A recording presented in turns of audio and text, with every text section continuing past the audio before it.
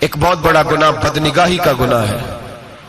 آپ کو پتہ ہے ہمارے ملک کے اندر بدکاری، زنا اور بے حیائی کی شرح کتنی بڑھتی جا رہی ہے، کس قدر بڑھتی جا رہی ہے. وہ لوگ جو نکاح کر لیتے ہیں وہ بھی اپنی نگاہوں کو، میں اکثر کہتا ہوں، حضور نے فرمایا نکاح آدھا ایمان ہے. جس نے نکاح کر لیا اس کا ایمان مکمل ہو گیا. تو جو نکاح کے بعد بھی باز نہ آیا، میں اس کو بے ایمان نہیں کہتا، لیکن نبی پاک نے فرمایا جو نکاح کر لے اس کا ایمان، بولیے ایمان محفوظ ہو گیا، اس کا ایمان، سارے بولیے ایمان. اور جو پھر بھی باز نہ آئے، حضور کہہ رہے ایمان مکمل ہو گیا. اور جو نہ باز آیا کیا فتویٰ دیا جائے حدیث کی روشنی میں؟ میرے نبی پاک کی بارگاہ میں عورتیں آئیں توبہ کرنے، بیعت کرنے، مسلمان ہونے. تو حضور بیعت لیتے وقت فرمانے لگے میرے ساتھ وعدہ کرو، جھوٹ نہیں بولو گی، غیبت نہیں کرو گی، زنا نہیں کرو. ایک عورت بول پڑی، کہنے لگی یا رسول اللہ صلی اللہ علیہ وسلم میں مسلمان تو نہیں پر خاندانی ہوں، میرے گھر والوں کے ذہن میں بھی کبھی زنا کا خیال نہیں آیا. ہم تو اسے خاندانوں کے وقار کے خلاف سمجھتے ہیں. روز بری نظر سے کسی کو دیکھنا اور کسی کے بارے میں غلط باتیں، ناراض نہ ہونا. بہت سارے بوڑھے بھی لذت لے لے کے جرم بیان کرتے ہیں، گناہ بیان کرتے ہیں، غلط باتیں کرتے ہیں، کسی عورت کے بارے میں تبصرہ کرتے ہیں. کیا سمجھتے ہیں مرد اور عورت معاذ اللہ تعالیٰ ایک کمرے میں جا کے بدکاری کرے تو وہی زنا ہے؟ میری طرف دیکھیے اور جھانک کر کے سنیے کیا عرض کر رہا ہوں، ادھر دیکھیں میری طرف. نبی پاک صلی اللہ علیہ وسلم نے فرمایا زنا زبان کا بھی ہوتا ہے، زنا کان کا بھی ہوتا ہے، زنا آنکھ کا بھی ہوتا ہے. حضور کس طرح؟ فرمایا جس نے گند دیکھا اس نے آنکھ کا زنا کیا، جس نے لذت لے کے سنا چپ نہیں کرایا، پوری بات سنی، وہ بھی زانی ہے. اور جس نے گندی بات بولی وہ منہ کا زانی ہے، جس نے گند سوچا وہ دماغ کا زانی ہے. اور زانی کو سب سے پہلی سزا اللہ یہ دیتا ہے کہ سجدے کی لذت چھین لیتا ہے، عبادت کا سرور چھین لیتا ہے، اس کا نماز میں دل نہیں لگتا. قرآن میں سب سے پہلی سزا اسے اللہ اپنے دروازے سے دور کر دیتا ہے. بھائیو آج ہمارے سجدے بے کیف ہیں، آج لوگ غلط جگہ پہ گھنٹوں بیٹھے رہتے ہیں. مسجدوں میں لوگوں کے دلوں کو گھبراہٹ ہوتی ہے، لوگ بھاگتے ہیں. میرے نبی پاک نے فرمایا تو نظر کو پاک کر لے، اللہ تیری عبادت میں لذت پیدا فرما دے گا. میرے بھائی یاد رکھ لیں اور سن لیں، سب سے کمزور آدمی وہ ہے جس کا ذہن پاک نہیں. سب سے کمزور آدمی وہ ہے جو کردار کا غلط ہے. ایک بات میں نے پڑھی، آپ یقین کریں میرا دل کرے کہ میں آگ لگا دوں اس عنوان کو جس پہ گندگی لکھی جاتی ہے، ان اخباروں کو، ان چیزوں کو جس پہ گند لوگوں کے دلوں میں.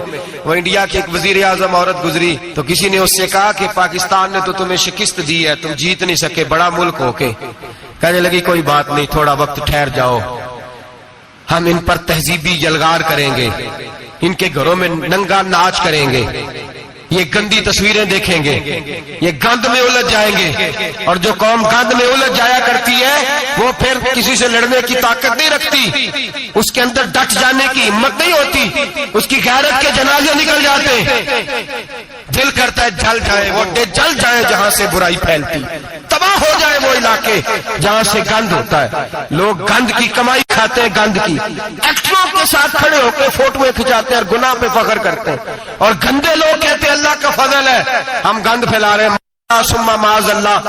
لوگ گناہ پہ فخر کرتے ہیں چوکوں چوراہوں میں. محمد بن قاسم آئے ہندوستان پہ راجہ دہر کے مقابلے میں، نوجوان میری طرف دیکھیں اور صحیح ہو کے بیٹھے، خاصے صحیح ہو کے بیٹھے، تقریر نہیں کر رہا، جذبات کا، میرے جذبات سنیں، دل کے پھپولے جل رہے ہیں سینے کے داغ سے.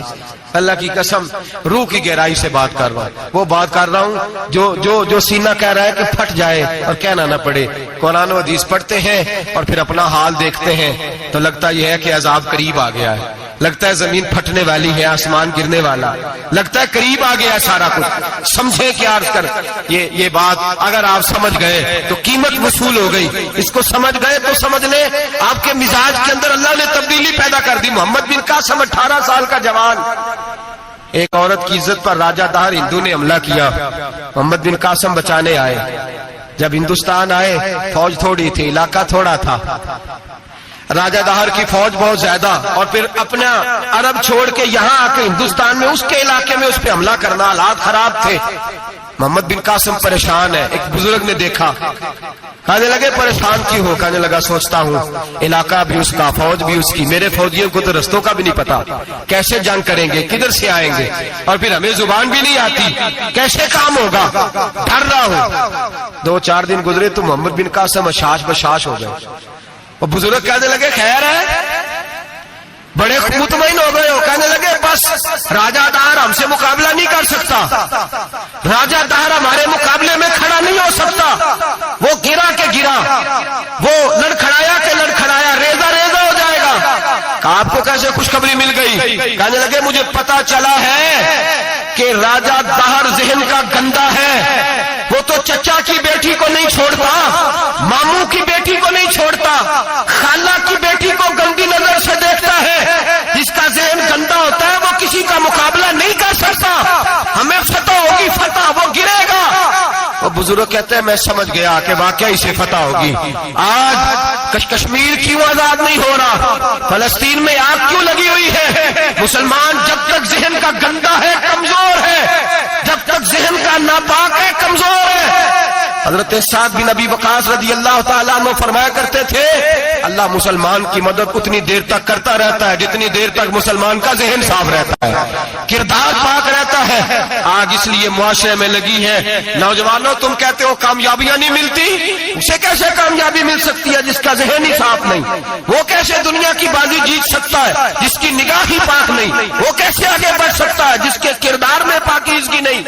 اپنے آپ کو پاک کر لو، اللہ ہر مشکل میں تمہاری مدد فرمائے گا، ہر رستے میں تمہاری مدد فرمائے گا۔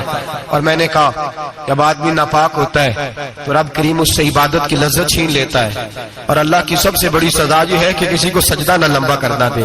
رب کریم سب سے زیادہ اس سے ناراض ہے جس کو قرآن پاک کی کھولنے کی توفیق نہ ہو۔ سب سے زیادہ رب کریم اس شخص سے ناراض ہے جو اللہ کی بارگاہ میں جھکنے کی لذت چھوڑ جائے۔ میرے نبی پاک سید عالم علیہ السلام کے صحابہ لمبی عبادتیں کرتے تھے، لمبی۔ کسی نے کہا تھا روم کے بادشاہ تھے کہ یہ مسلمان فاتح کیوں ہو جاتے ہیں؟ تو اس نے کہا میں نے مولا علی کے زمانے میں جاسوسی کرائی تھی، پتا کیا تھا کہ ہر میدان میں کامیاب کیوں ہوتے ہیں۔ تو کہتے میں نے دیکھا یہ دن کے مجاہد ہوتے ہیں پر رات کے عابد ہوتے ہیں۔